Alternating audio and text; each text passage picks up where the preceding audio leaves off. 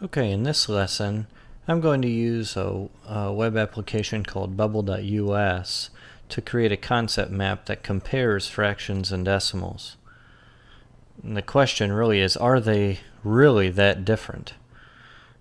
I believe that much of the confusion students have with fractions and decimals is the result of thinking of them as two completely different concepts. Now, this exercise can obviously be done with any topic that you want to discuss in your class. And getting students to organize their thought in this way makes them really think the topic through and make observations about each one. This would help students understand and remember the content much better as well. Now, in considering fractions and decimals, however, we're going to look at a way to arrange our thoughts to see just how much they are alike. For the sake of this video, I've already created a number of the bubbles and our basic layout. You'll notice here we have our title, pairing fractions and decimals, and I've got this arranged in 3 columns: fractions, decimals, and then the similarities. And notice you can even kind of color code it. I made fractions yellow, decimals blue, and obviously yellow and blue make green, so the similarities are those two intersect, those two concepts. So we have those two, and we're going to start with some similarities. I want to highlight these 4 main similarities that I have listed here already, and then we're going to look at each one specifically. So let's zoom in a little bit. And I have here, first of all, one similarity is that both are portions of a unit. Both have a denominator, in quotes, and I'll look at that in a moment.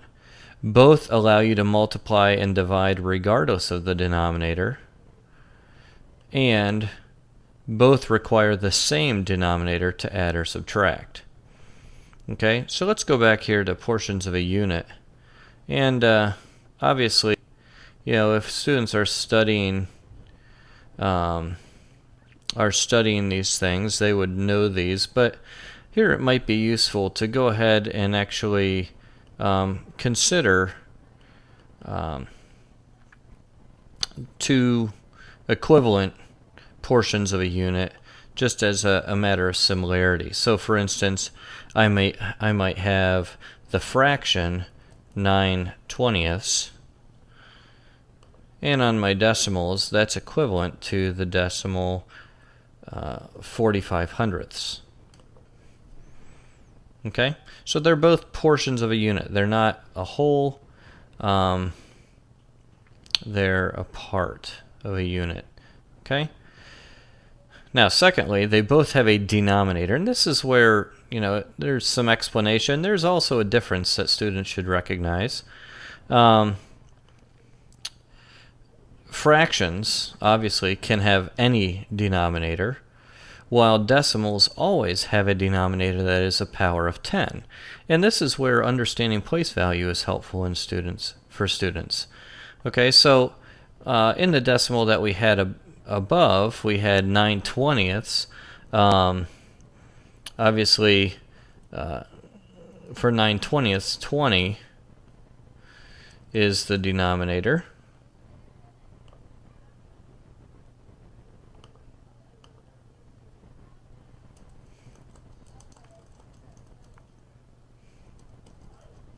Okay, whereas with 45/100ths, 100 is the, and here I'll put in quotes, denominator. All right, and I like using this term because in this context, because it helps students make the connection between the two. You know, 100 is the denominator. That place value, if they think of it as a denominator, will help them make the connection between these fractions and decimals. Okay, now let's take one step further and look at our third similarity. Okay, if I were to take in our third similarity, it says that both of these allow us to multiply and divide regardless of the denominator. So you'll notice in fractions, I could take 9/20ths and I could multiply that by 1/2, And I wouldn't have to do anything to that. That would be sufficient for me to be able to just put my final answer 9/40. Okay. Now over here, I could take that 45/100 and multiply it by 0.5. Notice here I have different denominators. The 45 is in hundredths. This is 5/10. Okay, so we have different denominators, but I still can multiply those, and I get 225 thousandths. Okay. By the way, this can help students as they try to learn their rules for decimals. You know, how many decimal places would this have? You know, why does this have 3? You know, and if they're thinking of it in terms of denominators, it makes sense. Because when you're multiplying fractions, what do you do with the denominators? You multiply them. 20 times 2 is 40. Well, here, hundredths times tenths, 100 times 10 is thousandths. So it makes sense that the denominator of our result here would be in terms of thousandths. Okay?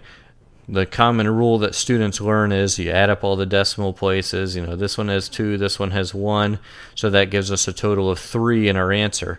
And that works.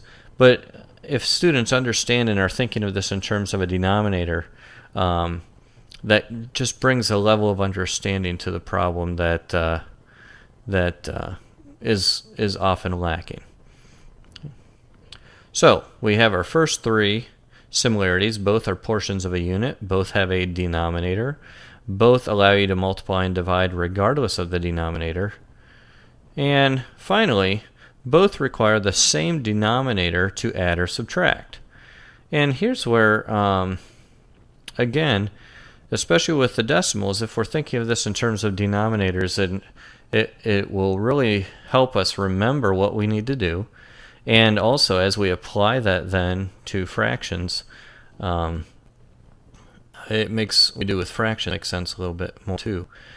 Okay, so let's set. I was taking the problem instead of multiplying. This time we'll go ahead and we'll take 9/20 plus 1/2.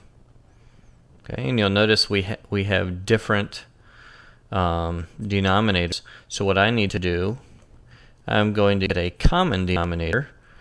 I'll make it 9/20, and I have to multiply this fraction 1/2 by a form of 1, 10 over 10. That'll give me my denominator of 20, so it'll match. And of course 1 times 10 is 10, and I need to do the 2 times 10 to get 20, and of course 10/20 would reduce back to 1/2. So that's an equivalent fraction, but now we can actually add these together because we're adding the same types of things.